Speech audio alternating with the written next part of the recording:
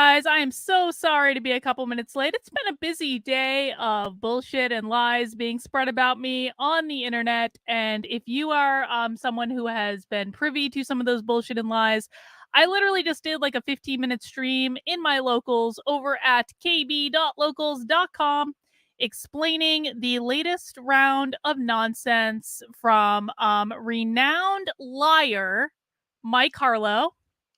And we're not going to spend too much time on that today because that's not what happy hour is. But just in case there are some people here that are waiting for answers on that, Mike Harlow is the type of guy that will lie about having an undetectable disease that involves him losing a bone from his mouth every single day, and yet somehow he still talks normally. And then people on the internet continue to believe bullshit that he spews that is nothing but half truths and lies and all that nonsense. And if you have questions about any of that, I've made my statement in locals. That's really all I'm going to say about it. Per usual, they have no evidence that I've actually done anything wrong, because I haven't done anything wrong. Yep, they just won't stop because this is all they know how to do all the time. No, Mike Harlow was saying for a while that he had an undiagnosable mystery disease that involved him losing a piece of bone from his mouth every single day. But he seems to still have a jaw to me, so I don't know what exactly happened with that. Don't really care. Not any of my business. What we are doing today, guys, is this is Happy Hour. Welcome to Happy Hour. This is a stream I do on Fridays on my second channel, youtube.com/actively unwoke. And usually we watch a woke training and we talk about it. And today we're going to do something a little bit different. We're going to watch a debate. Now, a lot of people sent me this debate. They said, Karlyn, can you react to the debate that Styx Hexenhammer had about critical race theory? And I said, yes, I can react to that debate. And I have no idea what to expect. I've never actually really listened to Styx talk long form about critical race theory.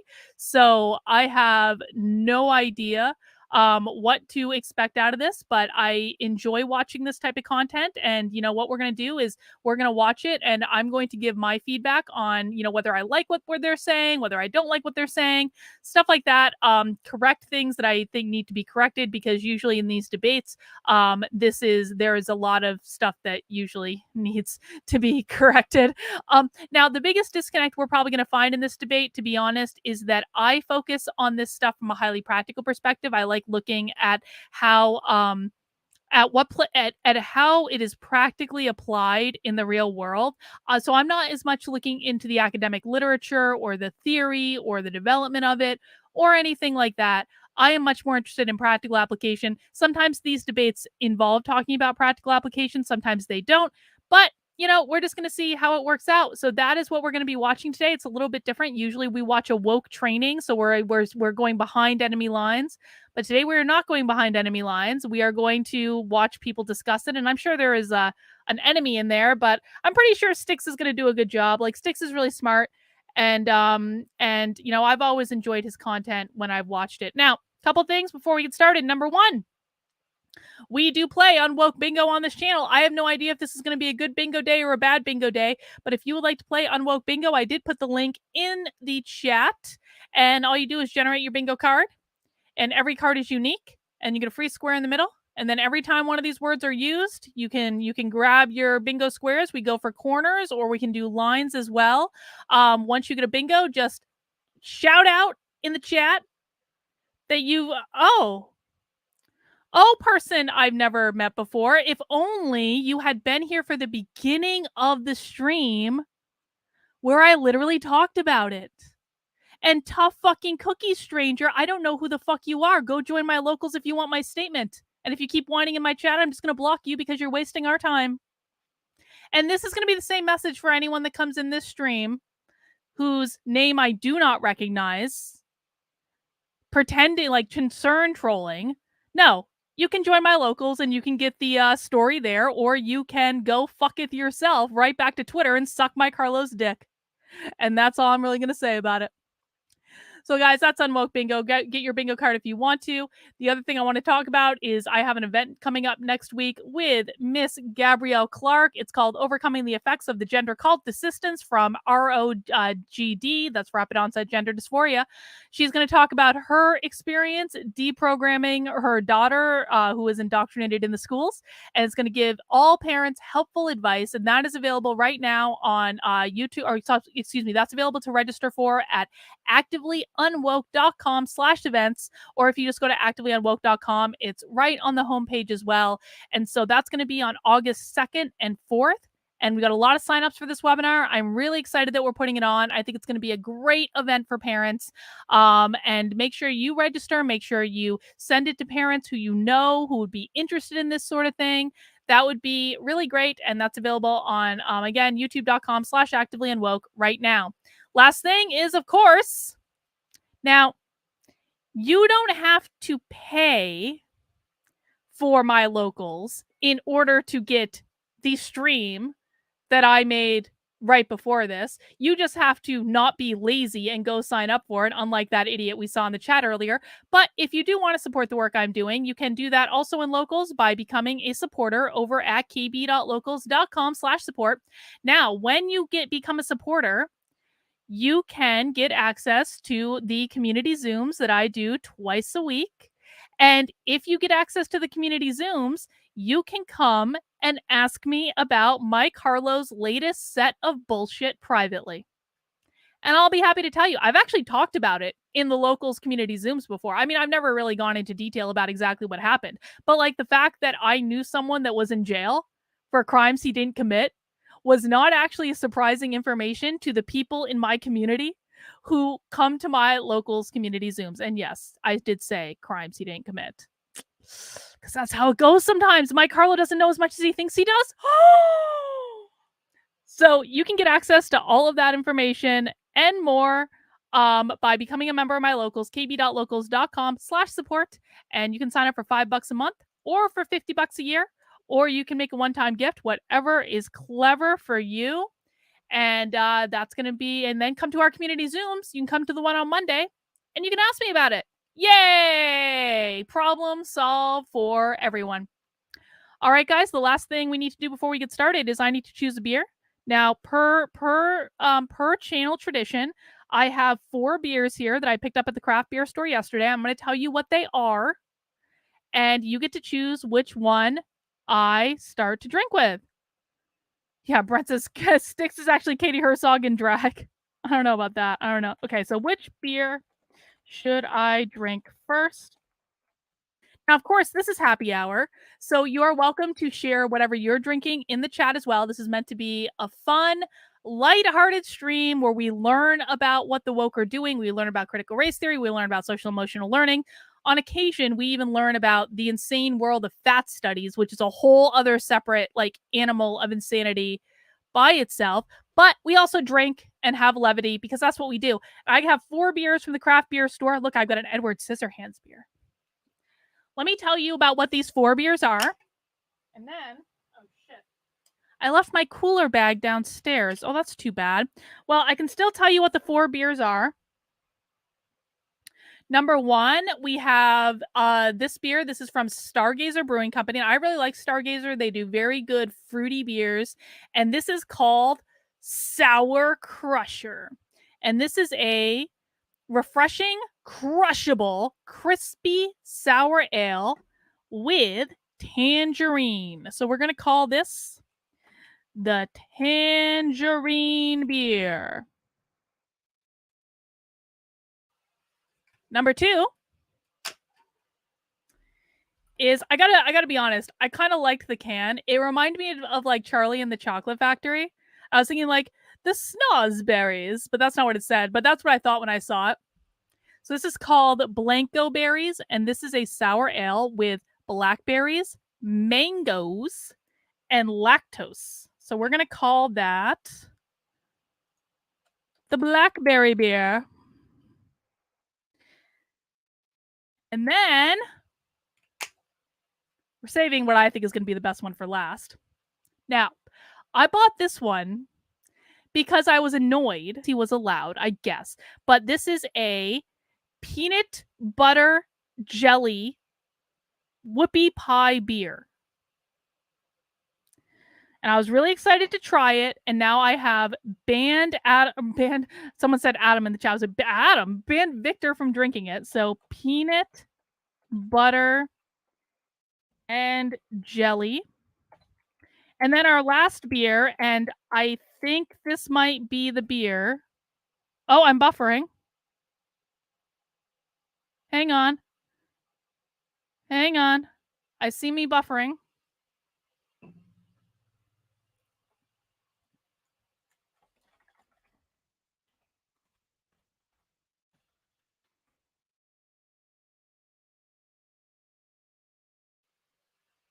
Oh, I think I'm back. I think I'm back. I think I'm back.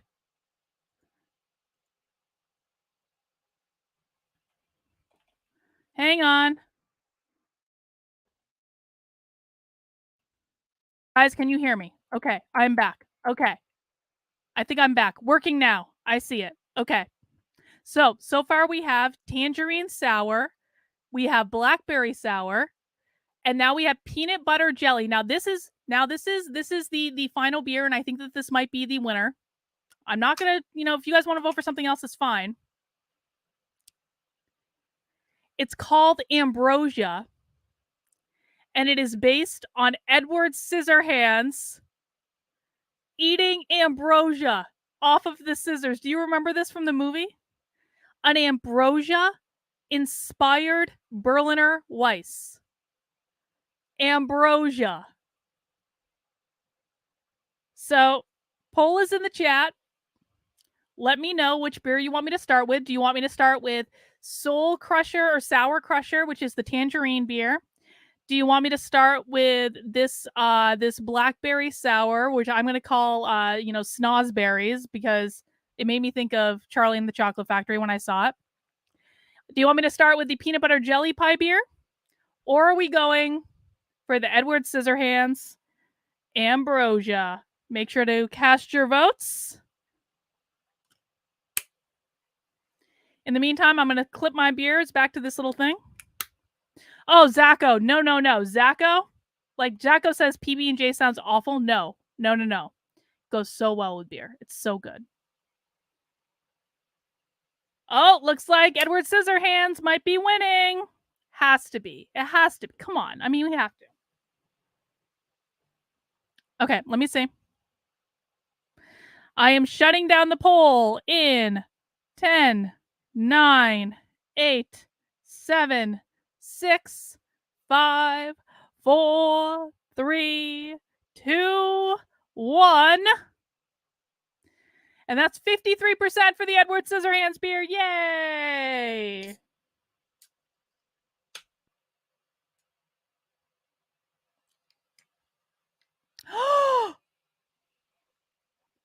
So I just opened the can and a little bit of it got on my thumb and I licked it off. And it really does taste like ambrosia. Holy shit. I love it when they do a good job with beers. Let's see. Let's pour.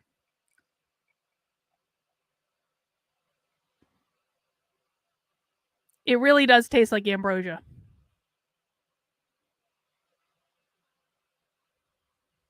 I know my big glasses aren't clean right now, so I had to go for the I mean, it still holds a whole beer.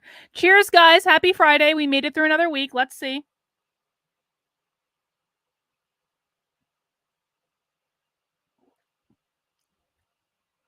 It really does taste like ambrosia.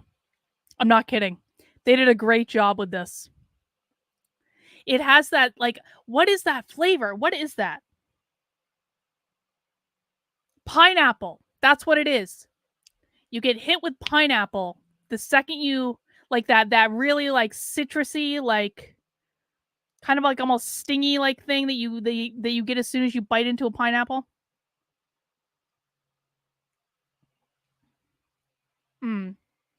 But then there's cherry. There's definitely orange in that. Really, really good.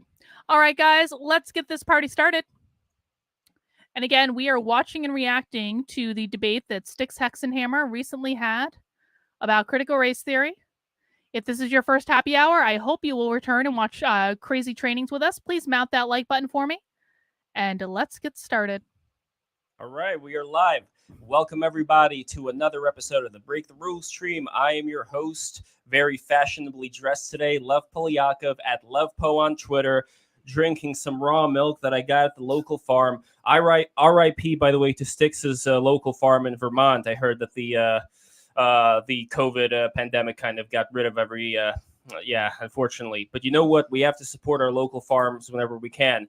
We are here today with the great Hexenhammer 666, speaking with Lore, who was originally from Switzerland. She came to America, and we are discussing American-related issues, specifically critical race theory, gentrification, and we're going to be talking about guns again. So listen, everybody who is here, be sure to like, subscribe. We also have a confirmation. Alex Stein, not next Tuesday, but the following Tuesday, live with Styx. That is happening. Look forward to that. Subscribe, like, share this video out with everybody. And if you want to support the stream, bringing all the people together, patreon.com/breaktherules is where you go. I'm going to put a link in the chat.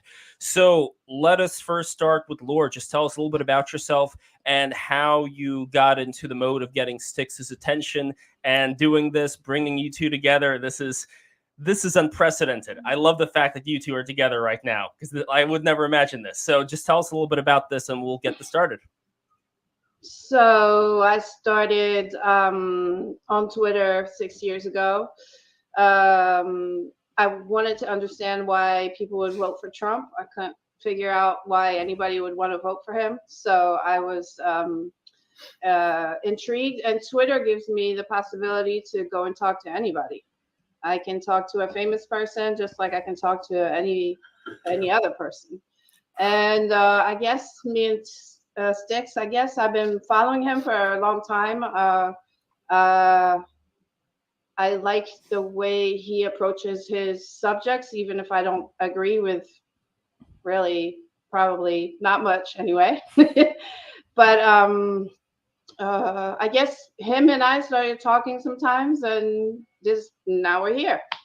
You know, he said, debate me. I said, okay, this is his thing. I'm new at this. So, and listen, everybody in the chat, please give respect to Lore for doing this. It's amazing that she is doing this, that she has the cojones to be live here. I think that is worthy of respect. So regardless of whether you agree or disagree with her, thank you, Lore, for doing this. So let's start with CRT.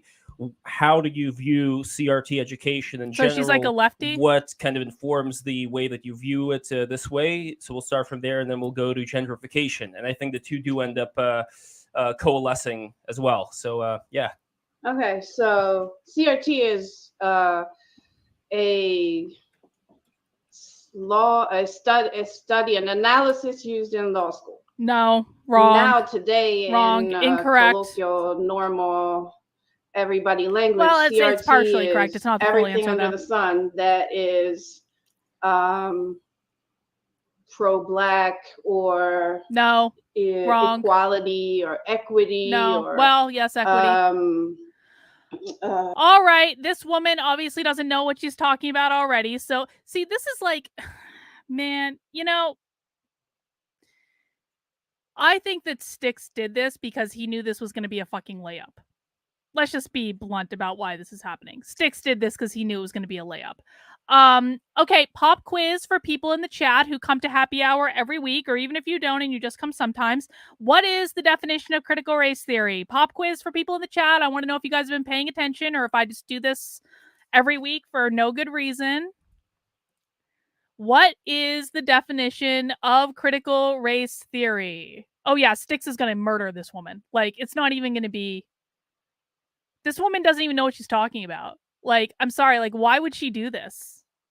Well, probably because she wants to be internet famous, honestly. Like, that's probably why. It's so fucking stupid. God. The amount of time that gets wasted for bullshit on the internet is just, like, unbelievable. Unbelievable. Anyway, what is the definition of critical race theory? Please tell me you guys have been paying attention. Please. Please, please. I know there's a delay, but I know that there's going to be a brave person. Incognito says the job of a critical race theorist is to determine how, not if, racism occurs. Very, very good, Incognito. a theory that emerged in the 70s that says racism exists everywhere. Excellent, Caitlin. Well done. Does anyone else have a definition of critical race theory they'd like to share with the class? And by the way, guys, I don't actually think my definition of critical race theory is all around how it is practically applied and executed in the real world, not necessarily like a theoretical definition that you're going to get in a book, because I think how it's applied in the real world is really all that matters. Brent says that CRT is a fair, equitable society that we should all strive for. Brent is being a smartass. But thank you, Brent. And Sin says CRT is about power. That's exactly right. Exactly right. Okay, so as a reminder, my definition, which no one is obligated to use my definition, I simply articulate it as a means to give you guys an option for a definition you can use. I do encourage every single person watching or that talks about these issues at all to memorize a single definition of critical race theory. Once you've got that single definition memorized, memorize more if you want to. But what we need to do is be able to have a clear and consistent way to talk about it, so that when someone asks, what is the definition of critical race theory, you can answer with, critical race theory is an ideology that started in academia in the 1970s that says racism exists everywhere, in every person, in every interaction, and in every institution, and that the job of the critical race theorist is to explore how, not if, how racism occurs in every circumstance, because racism is always assumed to have occurred. That's my definition. James Lindsay also says that critical race theory is the belief that racism is the fundamental organizing principle of society. That's a much shorter definition. I also don't like that definition isn't something that people actually understand. There are other definitions too. We could say that CRT is a power grab. Yes, it is. CRT is all about attaining as much political power as possible so that they can destabilize the system, so they can attack capitalism, so they can usher in their little Marxist utopia. And CRT is but one of the many tools that they have in the critical theory toolbox in order to be able to achieve those goals. Emily says CRT wants to end capitalism. Yes, it does. Yes, it does. Reagan says CRT is an ideology that started in the 70s that says racism exists everywhere, and it is the job of the critical race theorist to determine how, not if, racism occurs in every circumstance. Reagan, I'm a proud teacher right now. Ryan says CRT equals I'm a miserable person, so everything must be a social construct and racism. Ryan, I don't think that's a bad definition, my friend. Well done. Well done. All right, so we all know at least one definition of critical race theory now. And now let's listen to this woman try to stumble through and explain to us that it's only exists in law schools, because she doesn't really know what she's talking about because she's a leftist. Anything, really. The Heritage Foundation says that CRT is influenced BLM protests, diversity training, yes, LGBT clubs in school, reparation, talks about reparation. I mean, CRT now includes really anything and everything that has to do with racism. Correct. Or talking about racism. That is shockingly correct, but not for the reasons that she thinks. What? Not for the reasons she thinks at all. Well, no. Your position regarding whether CRT is something that should be taught, whether you support CRT. Okay, so is that CRT is, or the victims of racism a voice, and in that I think wrong. Yes, it should be, it should exist, it should be spoken of and taught. The problem comes when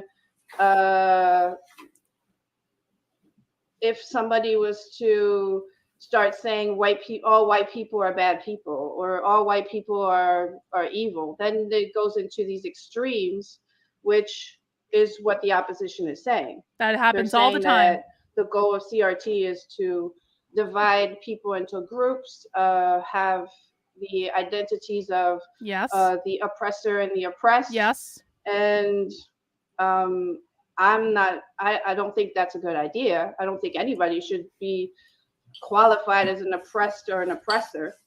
I think that we have to look at history, and we need to understand history. Oh shit. All right, we are live. Sorry, acceptable. I accidentally just hit the wrong button. Faceted first. Hang on. We're gonna go back. Spoken of and taught. as an oppressed or an oppressor. Okay, this woman doesn't know what she's talking about. Like foundational to critical race theory is this idea that some people are oppressors and some people are oppressed. Critical race theory would not even need to be discussed in any way, shape, or form if it weren't for the fact that they were saying that some people are oppressors and some people are oppressed. That is inherent to the ideology. So again, I feel like I'm going to feel really bad for this woman as we watch this debate, because she is quite obviously a useful idiot that does not know what she's talking about and that hasn't looked into these things closely. I kind of feel like she's like a mom who, I want to make sure I'm saying what I mean to say. I kind of feel like, okay, I kind of feel like I'm watching my mother, and this, she does not look like my mother at all, but like this is the sense that I'm getting. I feel like I'm watching my mother speak about a topic that she believes that she knows about, but like that I'm 8,000 times smarter than her on this topic, but she is so convinced that she knows everything about this topic that there is just nothing that I can say to convince her otherwise. And it's like, she probably means well. And it's one of those situations that if I weren't watching and reacting to a debate on this, if I was just like in a room with this person, how I would probably, and like I had to be polite to this person, because she seems like a nice enough lady. She doesn't seem like a bad person, right? Like, probably what I would do is nod and smile. And I'd be like, all right, yeah, sure, honey. That's, you can think that if you want to, whatever. I probably wouldn't engage, to be honest. I'd be like, okay, what this woman thinks is like immaterial to anything that I really care about at all. That's kind of what it feels like. It's like she thinks that she's smarter than everyone else. She thinks that she knows more about this, probably when all of her talking points have come from like MSNBC and CNN, and she hasn't really looked into it at all. And I kind of feel really bad because I feel like I'm going to be ragging on her a lot, like a significant amount. But if she hadn't inserted herself into an internet debate on a topic she didn't understand, then this wouldn't be happening. So she's got to take responsibility here too. I think that we have to look at history, and we need to understand history, and always giving only one point of view of history is not a good idea.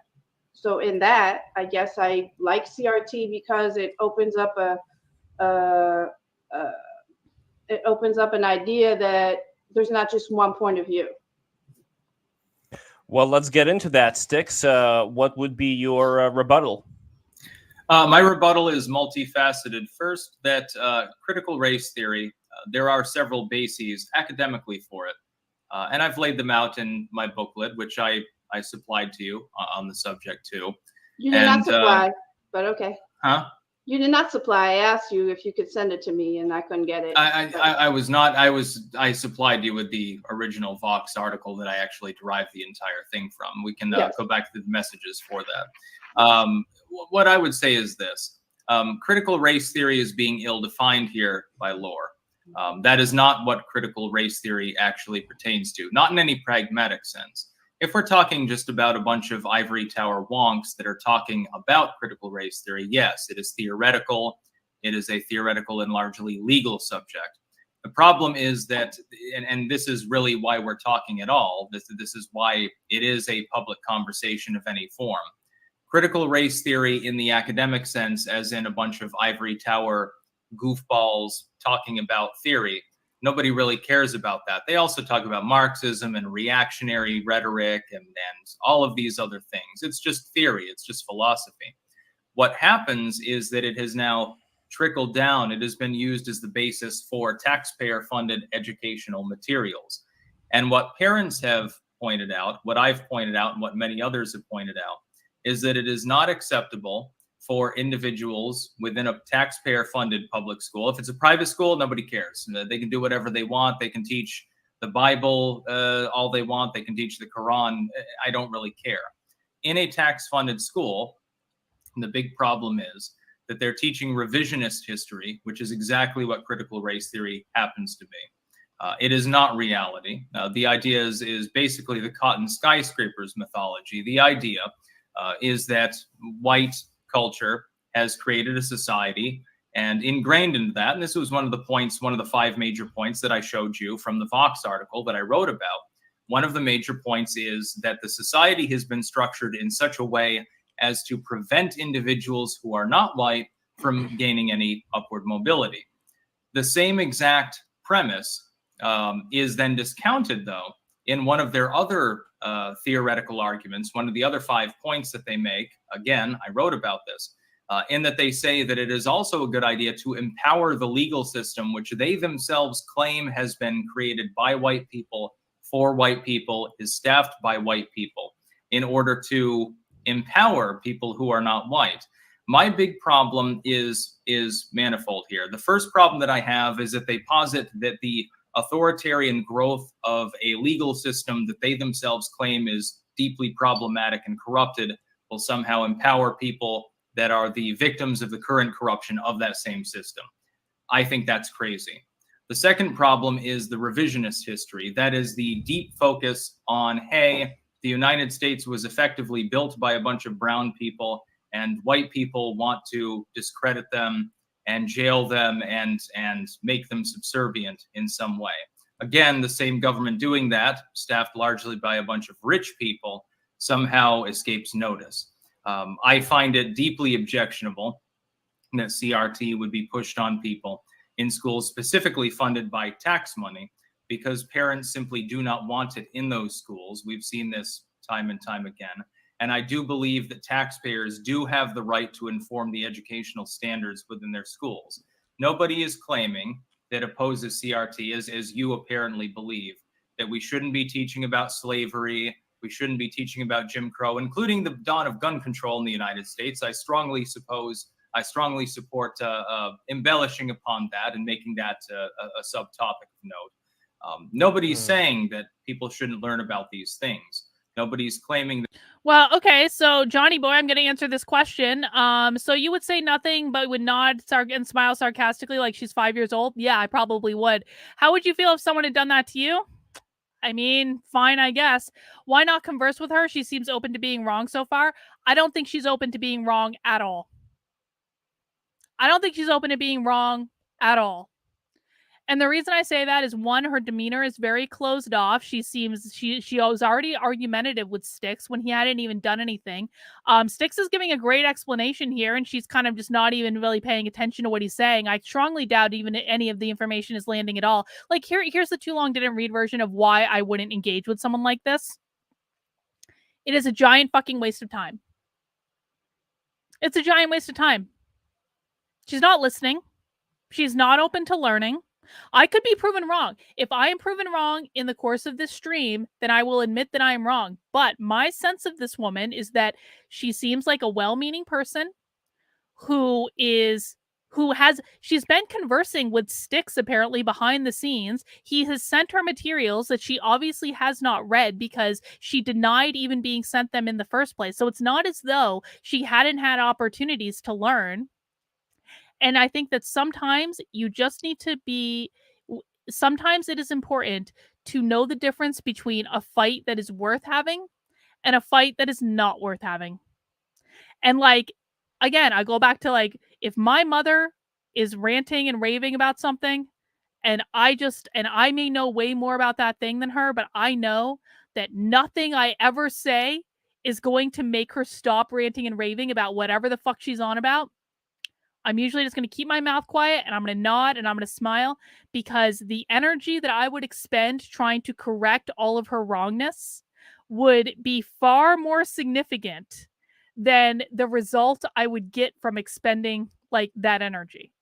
So it's like, it's a waste of time. I could be wrong, but we are not obligated to argue with everyone who disagrees with us. We are not obligated. You are not obligated. You know, there's a great, hang on.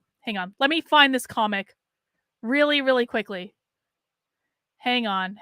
Wrong on the internet. This is a mistake that people make when they're on the internet. Is they believe that they are obligated to correct every single person ever that they might come across being wrong on the internet. There's this great comic. Are you coming to bed? I can't. This is important. What? Someone is wrong on the internet. Listen, people are going to be wrong all the time. There are people with very misguided beliefs out there.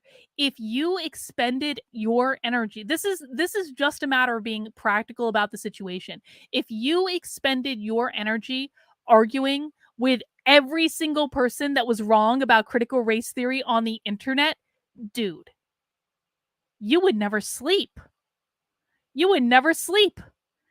And it reaches the point where you have to be strategic about where you're putting your energy. This is like why I'm not arguing with Mike Harlow and his bullshit right now. Mike Harlow is an insane person on the internet. He has been acting like a raving lunatic for months because he is a fame whore that is coping with the fact that my platforms are bigger than his. And he just can't get fucking over it. So Mike Harlow's going to do what he does, which is get spun up over nonsense and act like a raving lunatic on Twitter. Do I have to expend any of my time or any of my energy arguing with him at all? No, because it is a fruitless effort. Even when he is spreading lies that he will eventually get sued for defamation, Mikey, I'm seriously like this fucking close. I am like this close to calling the fucking lawyer. But if I was going to fight with Mike Harlow, it would be with my lawyer in a courtroom. It would not be on Twitter where no one is interested in having their mind changed at all. And you have to do the same thing. You have to be judicious with your time. You have to be judicious with your energy. If you are fighting with every single person that is wrong on the internet, you're never going to get anything else done and nothing's going to change. And you're going to wonder why. It's because you focused your energy in the wrong direction. This is honestly, the reason I'm spending so much time on this is honestly one of the very best lessons that anyone can take. This is why I block people so easily on Twitter. This is why I block people so easily on YouTube, because it's like there are people that I want to focus on, and that is people who are willing to learn and want to go out into the world and make change. And there are people who are only here to cause trouble and nonsense and drama. And I'm simply not interested in those people being around because they're disruptive to anyone else. And it's the quickest thing in the world just to block those people and just to remove them from the situation entirely so that you can focus your energy where it actually matters. That's the point. But maybe I'm wrong. I could be wrong. I've been wrong before. We're going to see. But I think overall Styx is doing a really great job. I don't disagree with anything that Styx has said. He's doing a wonderful job of explaining it very, very easily. Like in a way that people can understand is what I mean by easily. That people shouldn't learn about redlining, et cetera, et cetera. What we are claiming is that people shouldn't be learning white man bad, skyscrapers made of cotton, or hey, Karl Marx actually had a really good idea. Because the other problem with critical race theory, and it openly promotes this, it openly admits to it in the academic sense, and this is divorced from the sense that the educational system implements it as. They openly profess that they were influenced by Karl Marx. And that, again, to me, is deeply disturbing because communism is one of the greatest killers in mankind's history, bar none, effectively the worst. And I don't believe that filth should be taught in public schools, no. So you think that communism is being taught? Yes. Communism is not. Communism is being taught. The idea that everybody should be equal and everybody should earn equal and everything should be owned by the state. That's what it and is. You should not promote free market and enterprise and capitalism. Oh God. Well, critical race theory is a subcomponent of Marxism. It openly alludes to the fact that it is influenced by it. I know who wrote it. I know who wrote it. I know. Oh shit! I did it again. God damn it! And sorry, guys. Into that my bad. I hit the wrong button again. They openly profess that they were influenced by Karl Marx. Hang on, it is basically the cotton skyscrapers. Sorry, that was my bad. I hit the wrong button again. I meant to pause it. Staffed by white people in order to. It's crazy. The second problem is the revisionist history. The other five. This. Where did you speak up? Theory happens to be. It is not reality. Acceptable for individuals within a taxpayer fund. Where did she speak up? I want to find the part where I fucking accidentally hit the button. about slavery. We shouldn't be. Is one of the greatest killers.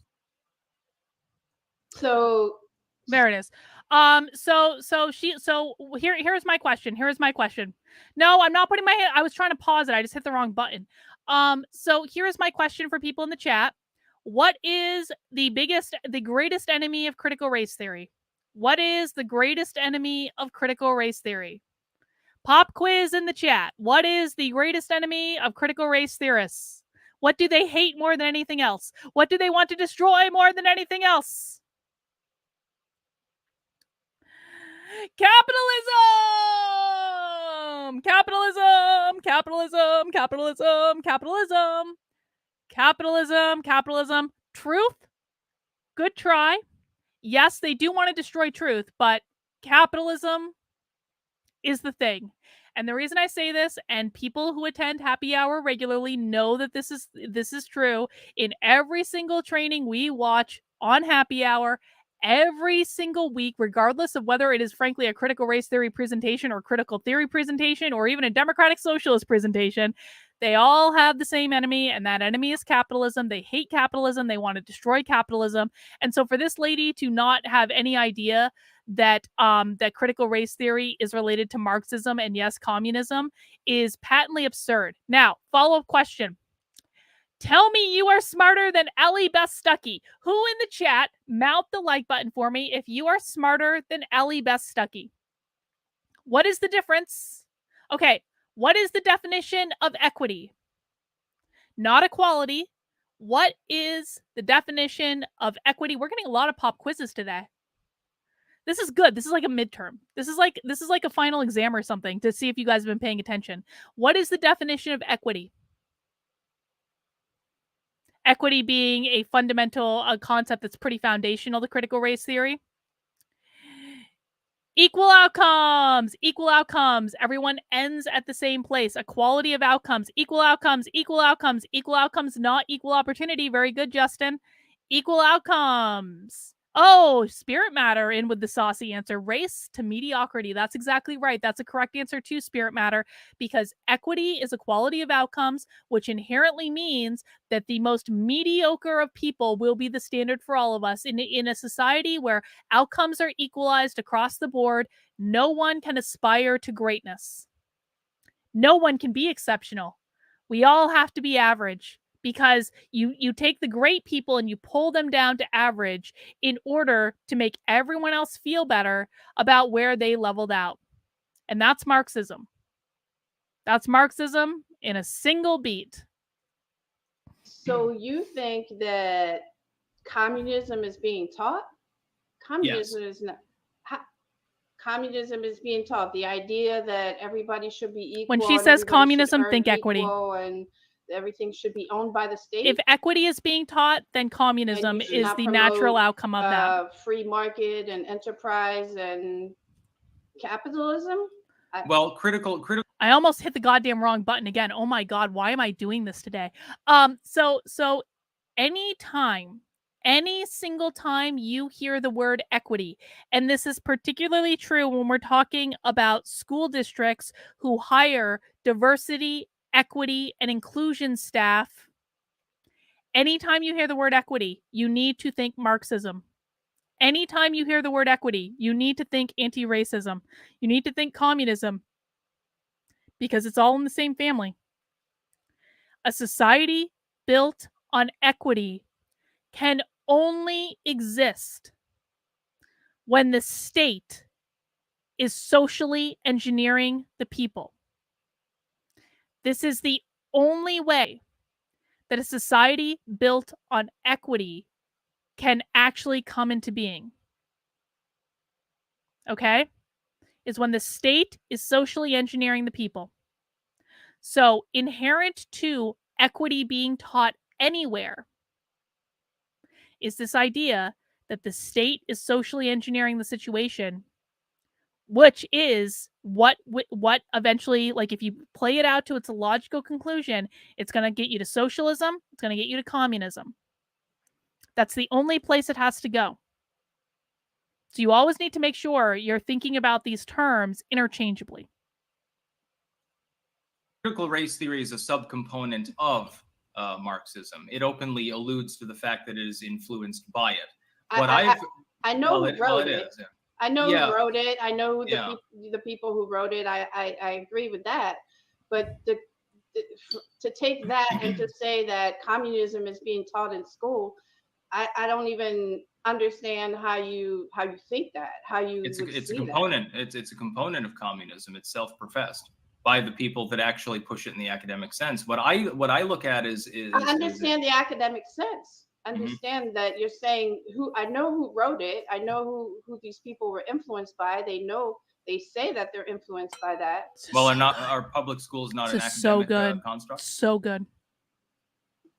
Are public schools not an academic construct? What do you mean?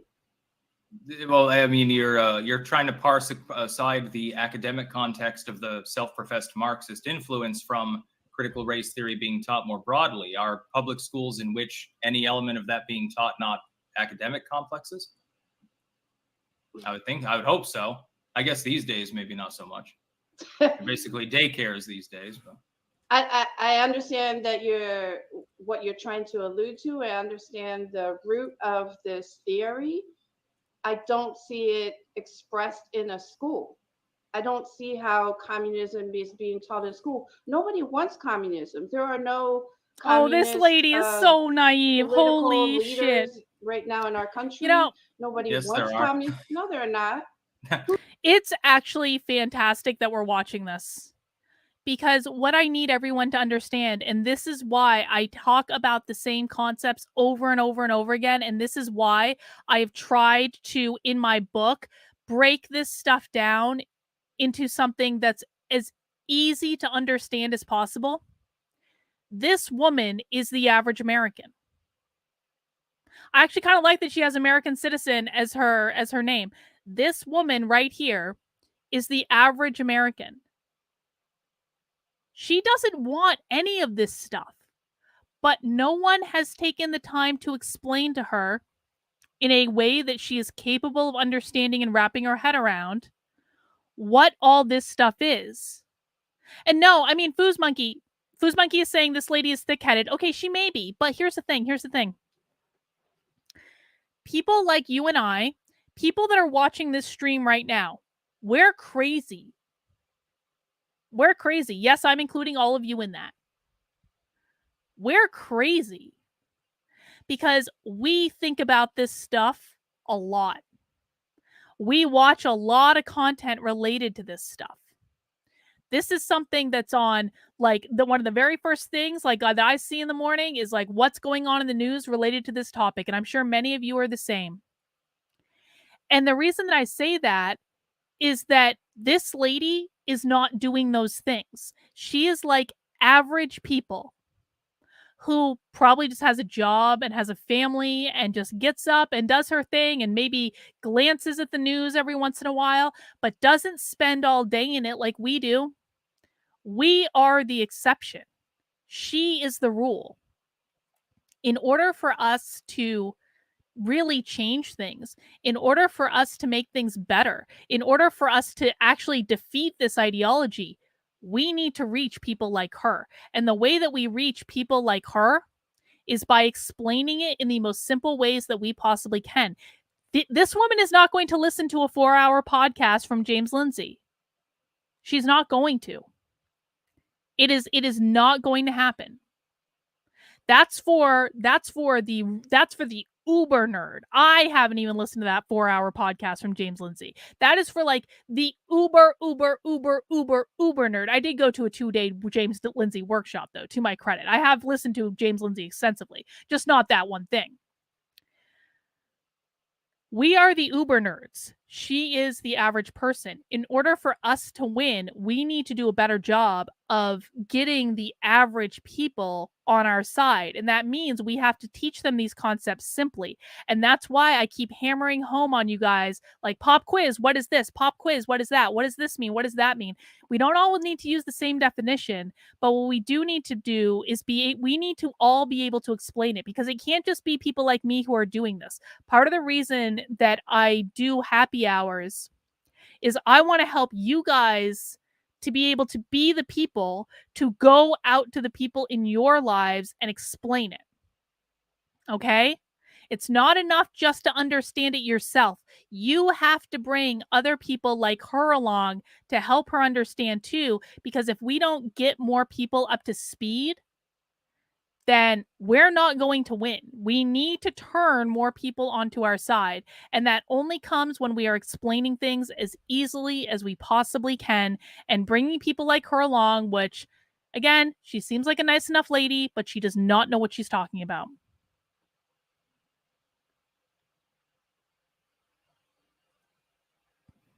Who's a communist? Sadly, yes, there are. No, Look at the there- breadliners. Look at Caleb Maupin and people like that. Yes, there are still actually communists out there that profess communism. Quite I'm But, not- but specifically I'm not they leaders. exist. Just to be clear, if we're talking about leaders, not just thought leaders, but actual. Hang on, we got a super chat from Incognito. Thank you for that. Off topic, China says it will shoot down Pelosi's plane if she travels to Taiwan with military escorts in viewing it as an invasion. No confirmation she is going. Oh, great. Oh, great. You know, this is why I don't pay any attention whatsoever to whatever rantings Mike Harlow is on Twitter on any given day, because Mike Harlow could damn well be spending his time trying to get Democrats to leave the Democratic Party. But no, does he do that? No, because he doesn't actually care about that, because he's a woke fucking leftist. He could be spending time trying to wake people up. He's not doing that. So, of course, we're going to go to war. Of course we are. Of course China's going to go to war over effing Taiwan, because we have real problems in the world.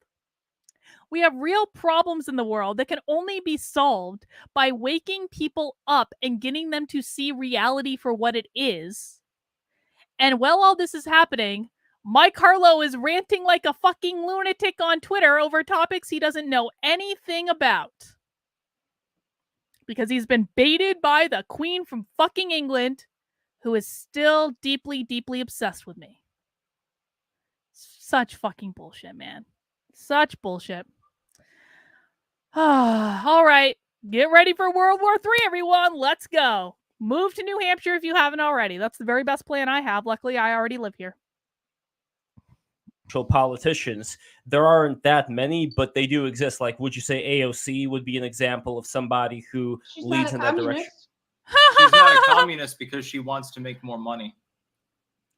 She's Yeah. not a communist. Yeah, well done, Styx. She lives in a capitalistic world. Mm. She never has spoken that she wants everything to be nationalized. No, she's not a communist.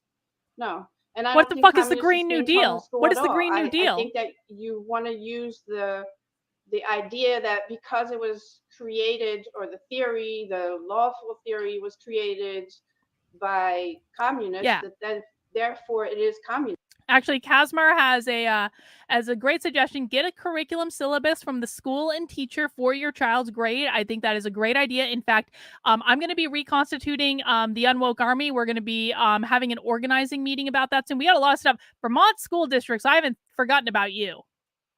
I haven't forgotten about you yet, my friends. I know you're running your racial justice summer camp right now. Don't worry, we're coming for you still. But one of the activities I want to have the Unwoke Army do is to have every single person get a syllabus from their kid's teacher. If they have kids in school, I want every single person getting a syllabus from their kid's teacher and seeing what's on it. Or getting the syllabus for the last year and actually taking a look at it. So that's going to be coming soon. I'm going to set up an organizing meeting. I'm going to set it up probably it's not going to be held this weekend, but I'm going to set it up and then we're going to have a nice chat about it. But more information coming on that soon. But yeah, get a syllabus from your kid's school. It's not communism. Why would they not promote their own theoretical backdrop? That's like saying that if a bunch of Mises capitalists, like a really, really hard-on libertarian capitalists, develop an educational plan, would you be able to parse that apart from their socioeconomic views? Like, why would they push a view system that didn't coincide with their particular mentality? Okay, I get the concept of theory. I'm talking about reality. Go into a schoolroom. I'm going to go into a schoolroom and show me what lessons are teaching communism. I would say that critical race theory is an element thereof. It's just a part of that. It's basically, See, she's not critical listening race what we theory tell is you. basically, if you take communism, but you get rid of the class warfare thing because clearly that didn't work, it fell flat, and you take that out and you put in race struggle instead, and you make it all about race instead of class. What the communists wisely realized is that class struggle didn't work as long as there was reasonable wealth for the middle class, because there were never enough people to rise up and overthrow the bourgeoisie and install the hammer and sickle. What they've realized now is that it makes much more sense to install race as opposed to class, because there's much more of a mixing of race in certain Western nations. Yes. And so they're hoping to get those people to have to be at each other's throats, even though all of their students, regardless of their gender, their creed, their race, are being ill-served by the public education system by critical race theory appearing anywhere in the curriculum. Styx is making a great point here, and I just want to emphasize this. So critical race theory, like all it is a very, like, race is just a specific tool that they are using to sow discontent. Okay, so anything that's under like the critical theory umbrella, critical race theory, critical gender theory, critical queer theory, critical disability studies, critical fat studies, anything that is under the critical theory umbrella is, like, whatever the word is in between critical and theory is the specific weapon that they are using to sow discontent so that they can gain as much political power as possible, to destabilize the system, to enact capitalism, to usher in their Marxist utopia. What people need to start understanding is that it's not about race. It's not about gender. It's not about queer. It's not about trans. It's not about fat. It's not about disability. It's not about any of those things. Those are just the tools in the toolbox, and they're pulling out the one that's going to work best for whatever situation that they are in. Okay, so like it's not, at the end of the day, critical race theory is not about race. Critical race theory is only about power. Critical gender theory is not about gender. It is only about power. Critical queer theory is not about trans or LGBT or any of these things. It is only about power. Every single one of these things is about getting as much political power as possible to destabilize the system, to attack capitalism, to usher in their little Marxist utopia. That's it. Everyone needs to start looking at all of this from that specific lens. Every time something strange happens in the world, and you're like, why the hell is this crazy thing happening? This makes no sense. You need to go back to what their goals are. How does that thing help them gain as much political power as possible to destabilize the system, to attack capitalism, to usher in their Marxist utopia? That's the lens we need to view everything through. Absolutely everything. Okay, so the theory that it's communism is when you're creating groups of people who are different by now their race, where before they were different by being workers or the bourgeoisie. No, that's not what I'm saying. No, what I'm saying is that the same exact principles of the class struggle in communism have simply been changed out for a race struggle. Class struggle does naturally exist. So does racial struggle. There are inequalities between groups of people, and there's fighting, and there's oppression, slavery, etc. But the exact same premise of communism, a la the Soviet Union, has simply been recycled in exchange for race theory, as opposed to class theory. It is effectively nothing more than taking Karl Marx and saying, no, it doesn't matter actually if you're richer or poorer, since most of the leaders of critical race theory are multimillionaires. You see them buying third homes all the time. They've decided that they don't have a problem with capitalism. What they really have a problem with is the fact that they don't have a big enough slice of the pie, and they're hoping to take gullible people who happen to have a darker complexion than them and grift off of them. It's the same as Al Sharptonism. It's the same as David Duke. It's the same as all these morons. That's basically what critical race theory is. It's idpol. So the idea of critical race theory, what I understood it, or what I call tolerance, or you call, or it's called equity and inclusion, right? That's what you also call CRT, right? Equity and inclusion. No, I wouldn't say inclusion or equity is part of CRT. Equity is No. absolutely part of CRT. Not based on the initial academic premises, no. It has nothing. Styx is wrong. I'm sorry. Well, okay, he's not technically wrong if we're going based off of the strict academic interpretation from like law schools. No, I actually don't know that that's true. No, that's wrong. Hang on. No, equity is all about leveling out the play. Styx is wrong. He's absolutely wrong. Equity is 100% part of the whole ideology. Because, okay, so if critical race theory, if the goal of critical... Shit, god damn it, I just fucked up my knitting. Hang on, stand by. This is more important than you guys. If I drop a fucking stitch... So I'm going to take like 3 seconds. I just pulled a whole line of stitches off of my knitting needle is what just happened. Don't want to drop a stitch. I'll be fixing that for years. Okay. So, is equity part of critical race theory? Yes, because the whole idea of critical race theory is that you are evaluating the system in order to identify areas where there is systemic oppression, right? In which the outcomes of one group are lower than the outcomes of another group. That is the whole point of the theory being taught in law schools. So, inherently, equity is a part of that because equity is all around. Equity is about equalizing outcomes. So if critical race theory identifies in this one situation, white people are treated very differently than black people from a legal perspective, because we're going back to law school theories, then that stands to reason that the goal would be to level out the outcomes, to equalize the outcomes so that white people are treated the same as black people. That is inherently what equity is. So Styx is wrong in that regard.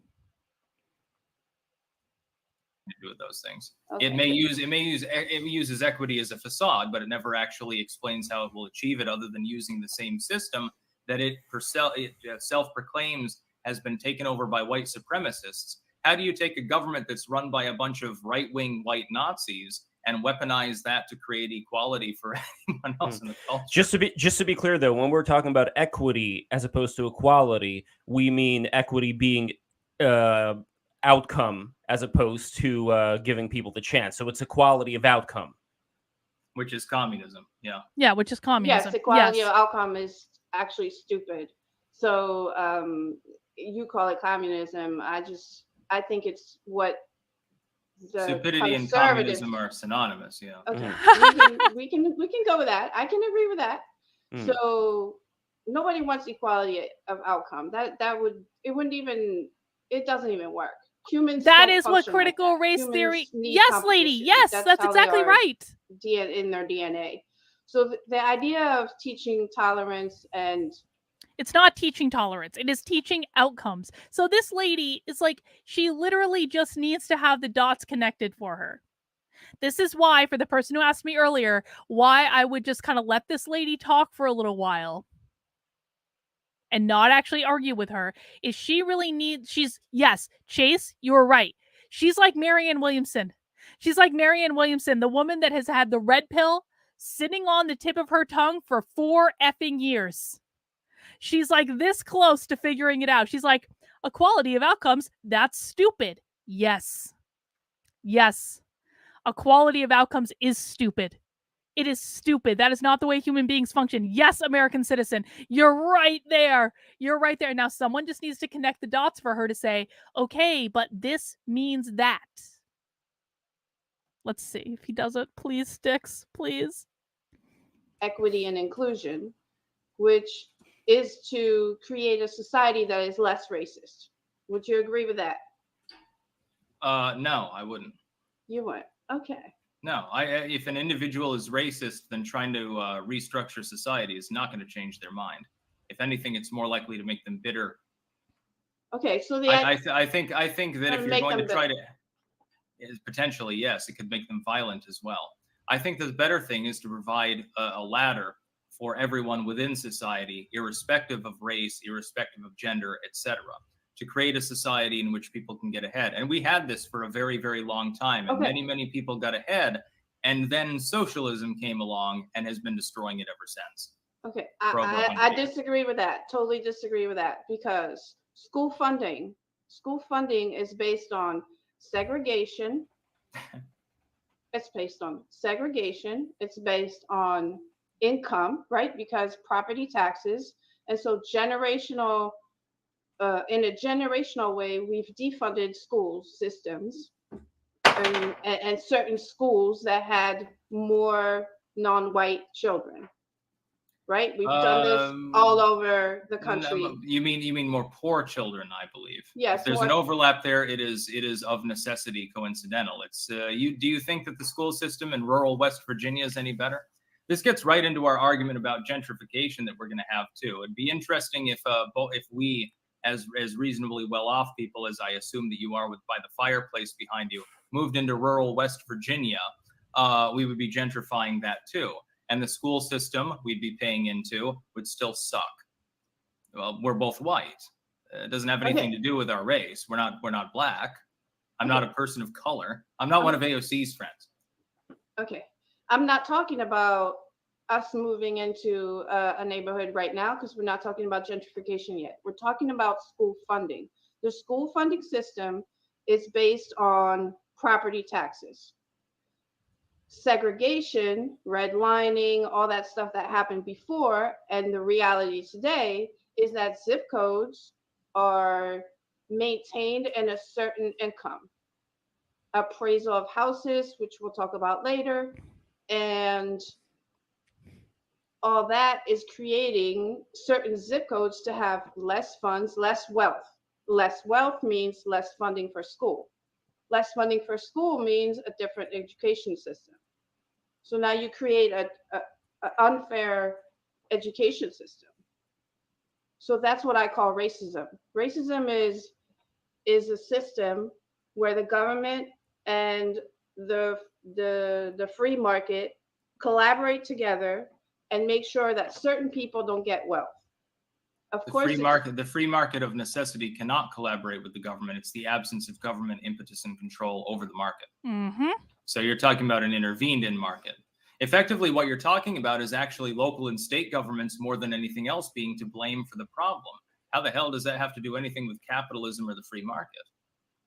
Because the school funding system is based on property taxes. So there shouldn't be a property tax. It should be per student. There should be an equal amount per student. I agree. Vouchers. Okay, we both agree. Good capitalist. Okay, We've converted her, everyone. Okay, but school vouchers, also the student goes with whatever funds he gets for himself. If he's in a zip code that is lower, his funds are lower. So school vouchers only work anyway for a small amount of people. So that's not the solution. Well, the that's to do with purchasing power too. I mean, if you give the same exact voucher to someone in San Francisco versus someone in buttfuck West Virginia, there's going to be a huge differential. Okay, but I guess the West Virginian student's happy. School vouchers don't function like that. School vouchers function within an area, right? So if I'm in Baltimore City and I want to go to Baltimore County and I can get a voucher to do that, it's very difficult. It's going to be within Baltimore City, right? And then I'm going to be able It'd be a lot cheaper. It'd be a lot cheaper if we kicked the federal government out of schools, just to tell the truth. That could be. That's another. Okay. Well, that's we only federalized the educational system in the last 50 years. We were the envy of the world within education until the federal government decided to show up. Well, and these problems, absent segregation and Jim Crow that was Dem-led, weren't a problem at the time.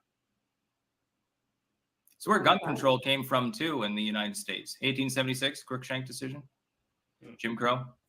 So if you were to get rid of all the government-related problems when we're talking about these accusations of racism going on, what would we be left with in terms of racism and unfairness in terms of society? I'm not talking about individual racism. Thing that's tribalism is a human behavior, and so as long as people have fear of others, there's going to be individual racism. What I'm talking about is systemic racism. If you take the government out of it, I guess it doesn't exist anymore, right? Because the government is implementing this system. Yeah, the will of the tribalist. Holy shit. Did you just hear that? That was incredible. That was honestly incredible. I'm going to go back and listen to that again, but she basically just said, they were just like, she was basically just said, if you take the government out of the situation, then racism doesn't exist. Let's just watch that part again. That was like, I feel like that was an epiphany moment. I was going to rewind here a little bit. That was incredible. And Jim Crow that was Dem-led weren't a problem at the time. It's where gun control came from too in the United States. 1876 Crookshank decision. Jim Crow. So if you were to get rid of all the government-related problems when we're talking about these accusations of racism going on, what would we be left with in terms of racism and unfairness in terms of society? I mean, I'm not talking about individual racism because that's something that's tribalism is a human behavior, and so as long as people have fear of others, there's going to be individual racism. What I'm talking about is systemic racism. If you take the government out of it, I guess it doesn't exist anymore, right? Because the government is implementing this system. Yeah, the will of the tribalistic racist individuals is amplified by government, hence why we should abolish most of the functions of government. You're a good libertarian now. No, libertarianism is a utopia. There's no way. Only if it's an ANCAP. Well, now may be a good time for us to get to the second part of the discussion. Katie blocked. Oh, poor Katie. Poor Katie. Is it Katie or Carrie, Sarah? Which one? I get them confused. Katie has yet to block me on Twitter. I still keep hoping that Katie Herzog will acknowledge that she was a lying fucking liar. But she has yet to block me on Twitter. Wow. Why would Katie block you? Has Katie Herzog blocked anyone else on Twitter? She hasn't blocked me yet. She unfollowed me, though. I was devastated. I was deeply devastated by this. With the last one being guns, we're going to be talking about that again, speaking of a libertarian society. But let's get on to gentrification, as well as your own experiences as far as being in New York City and all that, like the experience that you got from seeing what you saw there that informed how you think about it. So let me know. Okay, so gentrification is, for me, it's two factors. One factor is historical, so segregation, zoning, redlining, and now appraisal. So a house in the 1950s that was owned by a Black person was not evaluated the same way as a house owned by a white person, and this still happens today. There are examples today of people who... Hang on. While she's talking about a redlining example that's 40 years out of date, I'm late to the party. What happened between Katie and Karlyn? Katie Herzog produced a flaming hit piece on me that I have been working on debunking all week. I have debunked now the majority of her podcast. She told so many lies in that podcast that it literally took me a 6-hour stream to go through every single lie that she told. But if you head over to my main channel, you're going to be able to find the debunking in process. I'm also debunking it on my Substack.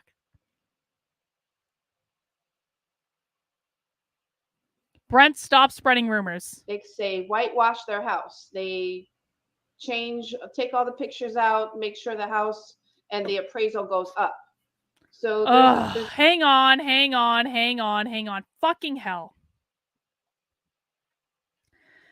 All right, Mike Harlow is, of course, creating problems, and I just have to address something.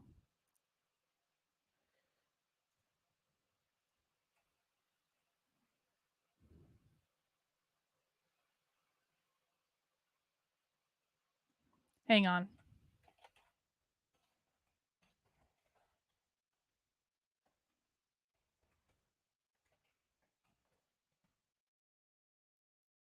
Sorry, guys. Hang on. I just got to take care of this time-sensitive thing.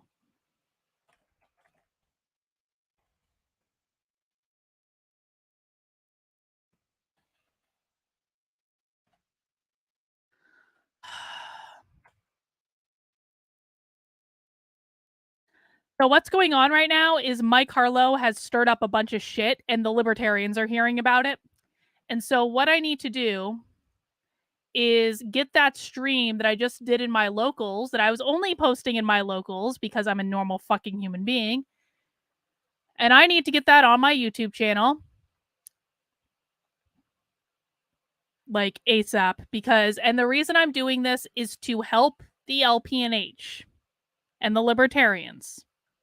So hang on, guys. I apologize that I have to go in and do this right now, but this is just the reality that I have been handed by insane people on the internet.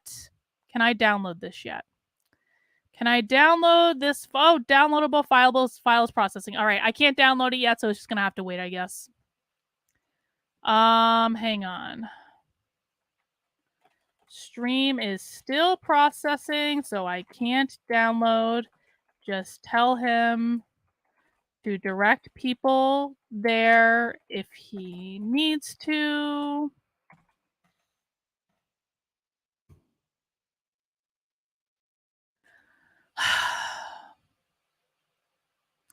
This is why you do not ignore it when people lie about you on the internet. This is why right here. This is why you do not ignore it when people lie about you on the internet. All right. I apologize. I had to send someone an email real quick, so now we can keep going. There's an issue with the system itself, with the segregation, the zoning, the redlining, and the appraisal. And then the second part is the concept that you go into a neighborhood that was underevaluated for so many years, whether that means that they didn't take good care of the homes, there was more crime, there was more poverty, and investments go into these neighborhoods, buy these houses at a very low price, and then the prices go up and they raise and they make lots of money like that. Where I lived in Brooklyn, New York in 1984, my rent was $350 for a 1-bedroom. Today, the same apartment, more or less, in the same street is $3,500. By inflation. That's not Biden inflation. That's gentrification. That's the concept of you go into a neighborhood that was underevaluated for so many years, and then you decide you're going to gentrify it. So the values of homes go up, and it put everybody out that live there. And so, yeah, so gentrification has two factors. Laura, you just said something very interesting just now. That is that part of that was that people wouldn't take care of the property, et cetera. It was shabby or something like that. Uh-huh. You appear to be correlating that with race, and that's really not a good look. It is a little racist. So are you claiming that black people racist. take care Holy of properties shit. less, and so a bunch of whitey people move in, yes, and they put a coat of paint on it, and all of a sudden the rent doubles or something like that? Because that sounds like, I hate to say it, but it sounds racist what you just said. Okay. Like even by my very lax standards. It's not racist because it's reality. It's not black people. Black people don't take care of their homes. No, I didn't say black people don't take care of their homes. I said poor people don't take care of their homes. And in this case, it was. Now you're classist. You see, I'm classist. Yes, but it's the reality. It's the reality. If you don't have, I know as a poor person, I know I never swept the floor. No, listen. No, it's not about that. It's not about. I know, Laura, you're not getting any actual judgment from me. I'm satirizing you. You've got to understand the context of what you're saying. The number one is wokeness. What you're saying, if you had an R after your name instead of a D or something, would be deemed racist. You'd probably already be kicked off the fucking stream. That's number one. Number two, this has nothing to do with race. If I move into a poor neighborhood, all white, by the way, barefoot and in the kitchen, fucking horseradish growing out front, We got some okra growing out back. If I move into a toothless Marlboro nothing town in West Virginia right now, and I put up a McMansion, it will gentrify the community. It has nothing to do with race. Redlining's a problem. I don't even believe in the existence of things like housing authorities. I think they should pound sand. And we probably agree on that, by the way. I don't care about the community. What I'm saying is that you would look at a community, let's say historically white, so West Virginia, Alabama, or something like that. A black dentist moves in, makes 6 figures, and then a black neurosurgeon moves in, and then a black businessman or something. They're gentrifying that community. The community was all white before. Now it's more black, but somehow the rent is doubled. All of a sudden, there's a Starbucks on the corner because they really want their Starbucks, because they're masochistic and crazy. Meanwhile, a bunch of poor white people with absolutely nothing move into a historically black neighborhood that's middle class, but they've got nothing and they don't know how to take care of the property. All of a sudden, the rents decline. How does this have anything to do with race unless you're dragging in an argument that certain races or certain classes are better or worse at managing property? I have to admit, I like, said that. I know. I am very impressed with Styx, Hex, and Hammer. Like, very, very, very. I've never watched him debate or do anything like this. I've only ever watched his like his channel where he does like the 10-minute videos in the morning or whatever. But like, I'm very, very impressed with how he's explaining this on the fly. I mean, like, obviously, like, super intelligent. But I also like it's not even just about him being intelligent, because a lot of times, like, really, really, really smart people are oftentimes really awful at explaining things in a way that is simple enough for people who are not as smart as them to understand. And I'm probably saying like Styx is like uber smart. He is uber smart, but he is like, what's actually more impressive about him than his intelligence is that he's explaining something in a way that just normal people who are not anywhere close as to his intelligence. And I'm sorry, again, I think this lady is very nice, but she's obviously not at his level. And I that's not a knock towards her. I think that probably most people are not at his level. He is exceptional. But like, he has a way of explaining it easily. And this is a skill that I really want to encourage every single person to develop, because if people don't, I once heard a saying, communication is what the receiver hears. Communication is what the receiver hears. It is not necessarily what you say. It is what the person you're speaking to hears.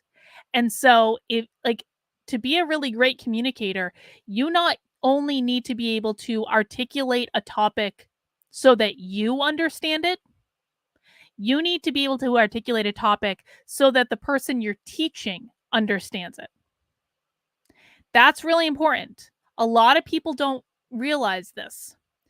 Kieran, when we were working on that anti-white article together, Kieran had a fucking hissy fit because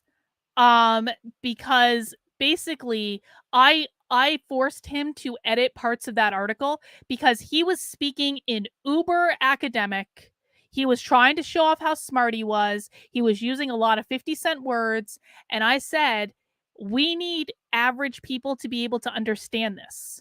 And I made him take I didn't make him. I took it out because I was the ultimate editor of that article. I took the content out that he wrote that was way, way, way too academic and complicated.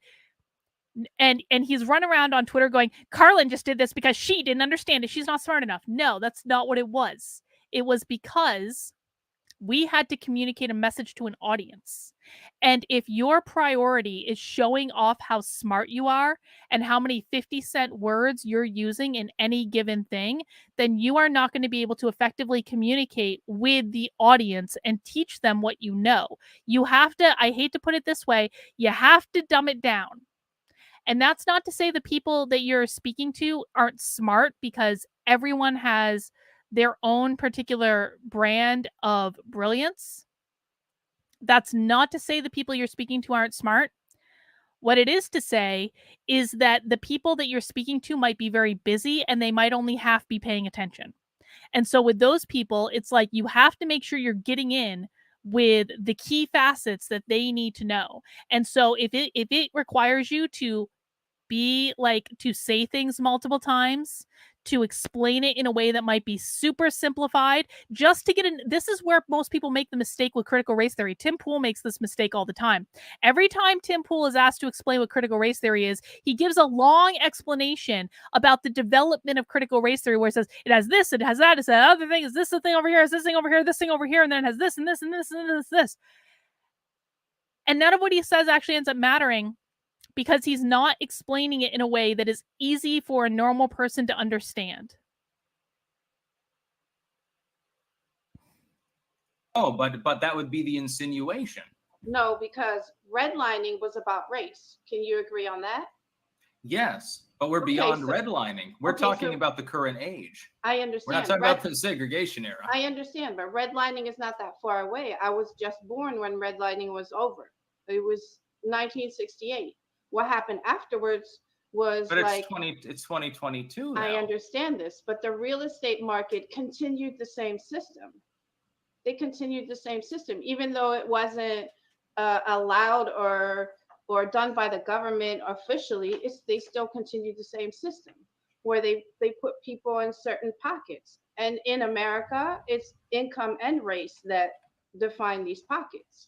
Well, income has to define that. Obviously, if you have people of very low income concentrated within an area, it's going to be less attractive for investors. That's not because they're trying to be hateful. It's just because they're trying to actually do business. And if that happens to overlap with race, the race is secondary to that at most. They're still going to prioritize, hey, this neighborhood here is very poor. We have to invest X amount of dollars to buy up X amount of properties in order to gentrify it. It doesn't matter who moves in. It could be the black neurosurgeon, or it could be some white person. It doesn't really matter. It could be a bunch of people who originally came from Korea. What the hell does that have to do with ethnicity or race? Because black properties were undervalued. What does that have to? Because what does that have to do with the people moving in? The black neurosurgeon makes $250,000 a year. I understand. Your example is a class, only has to do with class. I understand that. Wealth, it has to do with wealth. But in America, black neighborhoods were in reality something that existed and is comes from segregation. Just because segregation was over didn't mean all of a sudden everybody mixed up. Everybody got together and grew up. You live in Europe. There are poor neighborhoods and rich neighborhoods in Europe, but you don't go into a neighborhood and you go, oh, there's only black people here. Oh, there's only Chinese people here. No, I would disagree with that. You might want to go to the Balmer in Amsterdam, which is being gentrified, by the way. And the crime rate is going down as a result of this gentrification. Could the same thing also be said of the Appalachians versus the WASPs in the United States, where a lot of poor people who were living in the Appalachia region were within that particular culture, and they are still in that particular culture for the most part? There wasn't as much of a growth towards the same levels of eliteness. So I don't know, would that be another example that doesn't really talk about race as much as class and just certain cultural things being passed on? Yes, but I think that in America there's a particular urbanization of how racial groups were living, working, and communicating with each other. And I don't think that in 2022 it's much different than when I first discovered America, 35 years ago. But you were in New York City, right? I was in New York City, yes. Did you ever go out to like the hinterlands, like where I'm from, where we grow our horseradish? Did you ever come around these here yonder parts with the general store? So I also lived in Massachusetts. Is that close enough to you? No. Which city? It depends. Waltham, Massachusetts. No. Okay, is that a suburb of? It's a suburb of Boston. Yes, no. yeah. Suburb of Boston. So you've been in an urban or a suburban enclave of urban area. I fucking knew she was Boston. Have you ever spent an extended period of time living in small town or extremely rural America, like out in the mountains or something? No. Okay, so then your experience is going to be different from those of us who actually have been dirt poor and living in the middle of nowhere. To us, something like white privilege or CRT is a joke, number one. And to us, number two, the problems of the city slickers, or flatlanders, as Vermonters tend to call them, aren't the same problems that we have. If you come to small town Vermont, you're going to see an awful lot of wood-sided general stores with people that look suspiciously like they like to play banjos a little bit too much. They're not going to disrespect you because of the color of your skin unless you're acting up. And if you're white, they're going to treat you just the same. It's entirely different than the kind of urban enclaves that you get in New York City. You have a specifically extremely segregated style of system. I would admit to this, but extremely segregated. You have people of Irish extraction living here, people of Japanese extraction, people of Chinese extraction, et cetera, et cetera, et cetera, Mexican, Argentinian, whatever. You have these different sort of enclaves, these hubs within the city. You don't really see that if you go outside of the city. I wish that people that came from Europe, as you did, would go outside of the big cities and the suburbs just for once and see what life is really is for 90% of people in the United States, because it's completely different. You'd probably change your mind. I don't think it's 90% of the United States, considering most of Americans live in big cities. But false. In urban areas, define urban. Small town America is technically defined as urban. My hometown, Rutland City, is defined as urban. There's nothing urban about it. Okay, tallest building we have is 7 stories. So I lived in a city that was 40 miles away from Baltimore City, and it had 11,000 people. And for how long? 9 years. Okay. So was it a wealthy enclave?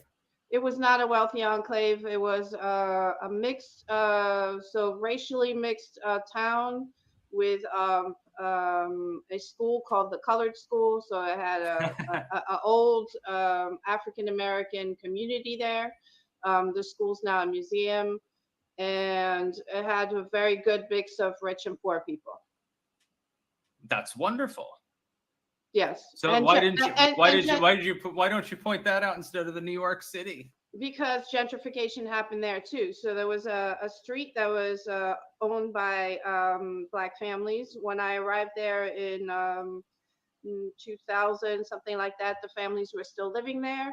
A promoter, investor went and bought all the houses, tore down a whole bunch of them, never built them again. And then the other ones that were there, some of them got transformed. I rented a house there for a little bit. I wish we were talking more about critical race theory, to be honest with you, but I think that this is a fascinating thing to watch from the perspective of how to convince people. With that?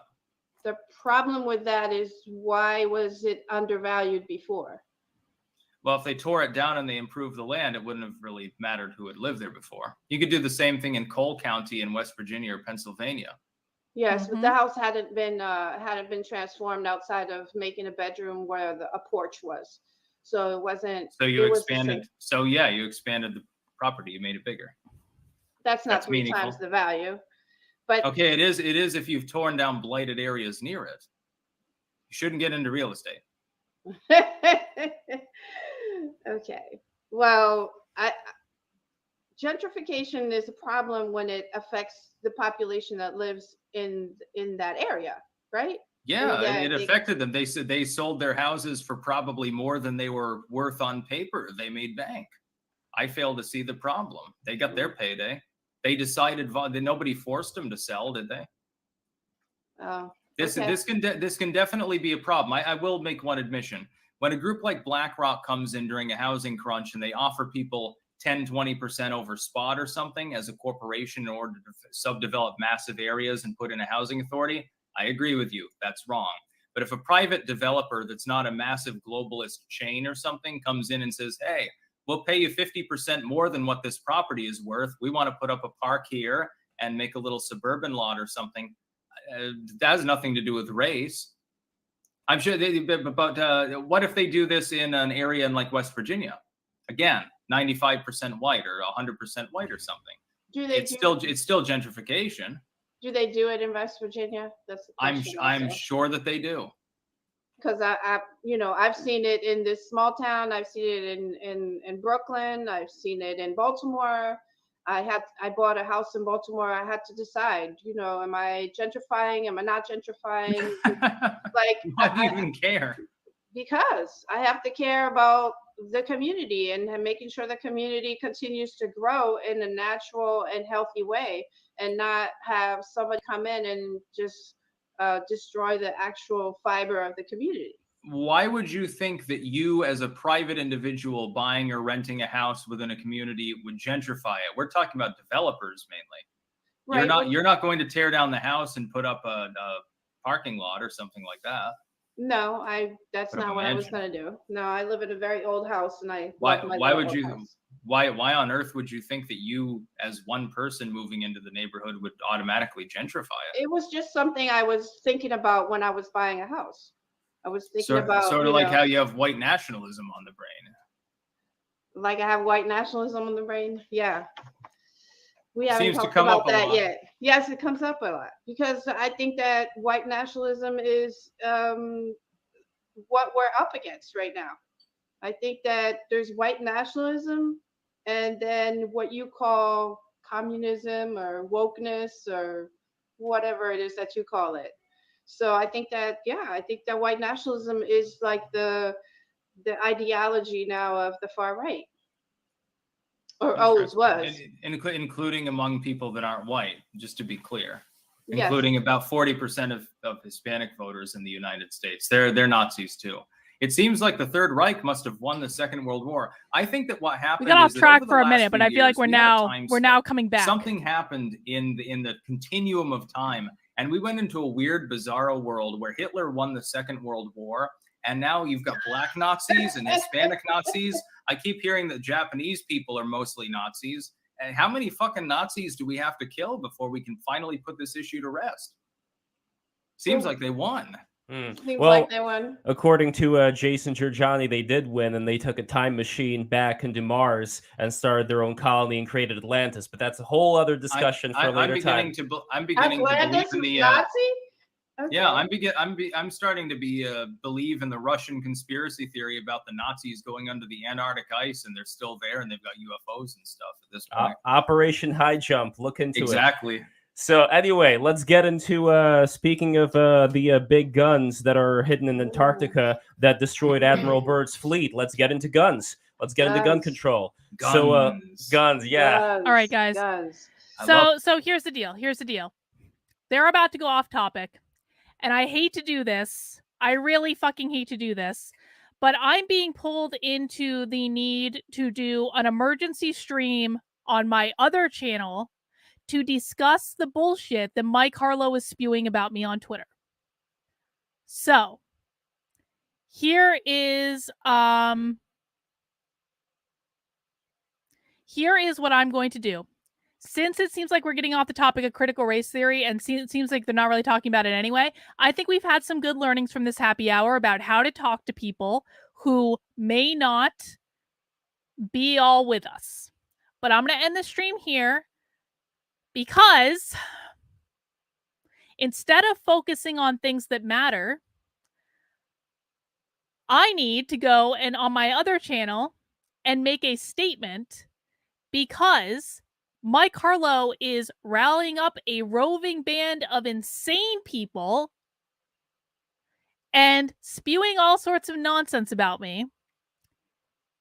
And I need to take care of it because I'm being asked to by people who are getting tagged in the notifications because, per usual, what Mike Harlow is doing is rallying up a bunch of people to try to get me kicked out of the Libertarian Party.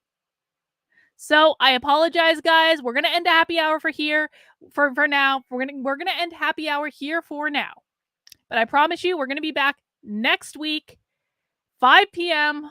on this channel. I'm really sorry. I wish it wasn't like this. I really wanted to be able to focus on things that matter, but it is what it is. So I'm gonna go over to my first channel, and yeah, Sin, I'm starting to think a lawyer is in order as well.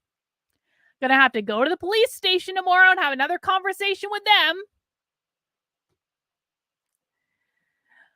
But guys, meet me over on my primary channel, and the link is in the description. And we're gonna take care of this nonsense. And happy Friday to everyone. And I think we did learn a lot from this, even though it was a little bit of an abbreviated stream. And I'm sorry for that, but we'll resume next week. Take care, and I will see you soon on my other channel.